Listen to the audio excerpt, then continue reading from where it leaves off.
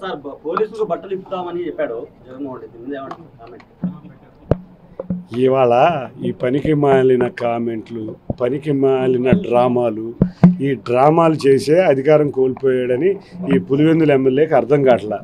మీకు ఎన్నిసార్లు డ్రామాలు చేస్తావు?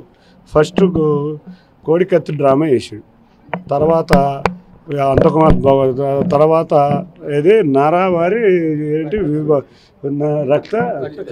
నారావారి రక్త చరిత్రని సొంత బాబాయిని మర్డర్ కేసులో వాళ్ళుండి ఇంకో డ్రామా వేశారు.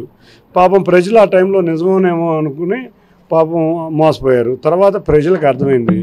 మళ్ళీ కొత్తగా మొన్న ఎలక్షన్ ముందు గులకరాయి డ్రామా వేసావు, ఇప్పుడు హెలికాప్టర్ డ్రామా వేసావు.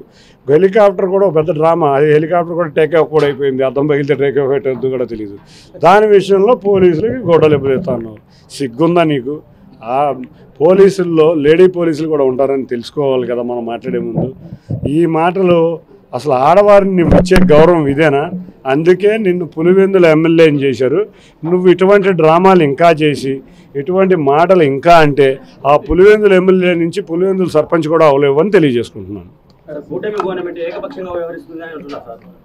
దేని విషయంలో? మేము అర్ధరాత్రి అరెస్టులు చేయలే, కరోనా సమయంలో అరెస్టులు చేయలే. మేము అరెస్ట్ చేయాలంటే మీకు ఒకటే గుర్తుంచుకోండి, మేము ఏకపక్ష నిర్ణయాలు తీసుకోవాలి అంటే ఇదే జిల్లాలో ఒక ప్రముఖ నాయకుడు ఉన్నారు, ఎన్నో అక్రమాలు చేశారని మొత్తం అంతా మీరే చెప్తున్నారు, కోడేకి వస్తుంది. అయినా కూడా మేము ఎక్కడా తొందరపడలా. డిస్ట్రిక్ట్ కోర్టుకి వెళ్ళారు, బెయిల్ పోయింది. హైకోర్టుకి వెళ్ళారు, బెయిల్ పోయింది. సుప్రీంకోర్టుకి వెళ్ళారు, బెయిల్ వచ్చింది. అంటే మేము అరెస్ట్ చేయాలనుకుంటే ఇన్ని కోర్టులకి వెళ్ళనిస్తామా? కాబట్టి ఏకపక్ష నిర్ణయాలు తీసుకోము. మేము కేసు అంతా స్టడీ చేసి నిజమో కాదో తెలుసుకుని అప్పుడే అరెస్టులు ఉంటాయి. మీరు చూస్తే మేము అర్ధరాత్రి పూట చంద్రబాబు నాయుడు గారు అన్న కోర్టుకి వెళ్ళనిచ్చేస్తా మేము ఇచ్చారా? మా అచ్చెన్నాయుడు గారికి అక్కడికి వెళ్ళనిచ్చారా? ఇక్కడికి వస్తే చంద్రబాబు నాయుడు గారి కారులో కత్తులు కటారులు ఉన్నాయంట. అసలు ఇంత సిగ్గులాంటి కేసులు పెట్టి ఏకపక్షంగా పాపం ఆ రోజు పోలీసు అందరూ కూడా ముక్తఖండంతో వద్దు అంటే కొంతమంది అధికారులను అడ్డు పెట్టుకుని రకరకాల చేష్టలు చేశారు. ఆ రోజు 90% మంది పోలీసులు కూడా ఇటువంటి చేష్టలు మంచి కాదు, మనం కాదు చేయమని అడ్డం తిరిగినా కూడా రకరకాల చేష్టలు చేశారు. ఏకపక్షంగా మేము ఏ రోజు వెళ్ళాం. మేము ప్రజాప్రభుత్వం, ప్రజలందరి మనోభావాలకు అడుగుగా నడిచే ప్రభుత్వం కాబట్టి ఈ భారీ మెజారిటీ. ఇన్ని సంవత్సరాల నుంచి మీకే తెలుసు, తిరుపతిలో ఉంటున్న వాళ్ళు చంద్రబాబు నాయుడు గారి వ్యక్తిత్వం తెలుసు. చంద్రబాబు నాయుడు గారు ఎవరన్నా నొప్పించేతారా? ఆఖరికి ఆయన పెద్ద తిట్టు ఏంటంటే ఆగండి అంతే, అదే పెద్ద తిట్టు.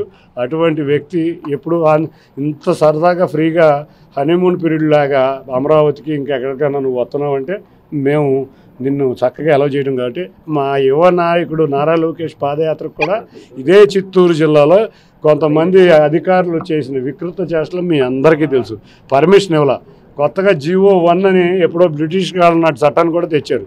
ఇవన్నీ తెలుసు ఏకపక్షంగా ఎవరు చేస్తున్నారు. కాబట్టి ప్రజలు అర్థం చేసుకున్నారు. కాబట్టి ప్రతిపక్ష హోదా కూడా లేకుండా పులివెందుల ఎమ్మెల్యే హోదా వచ్చింది. ఇంకా ఇదే డ్రామా చేస్తే ఆ హోదా కూడా పోయి సర్పంచ్, పులివెందుల సర్పంచ్ హోదా కూడా ఉండదు.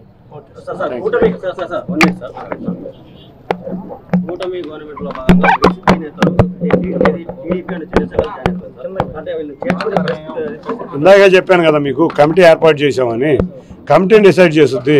ఈ కమిటీలో ఎవరైనా వ్యక్తులు వ్యక్తిగత దోషంలోకి పోకుండా రాజకీయ విభేదాలు ఉండి మంచి నాయకులు ప్రజాసేవకు ఉంటే ఆ కమిటీ డిసైడ్ చేస్తుంది. కానీ వ్యక్తులు కనుక పర్సనల్ ఎజెండా పట్టుకుని ఈ కూటమిలో ఉన్న నాయకుల్ని కార్యకర్తల్ని వేధిస్తే మాత్రం తీసుకునే పరిస్థితి లేదు.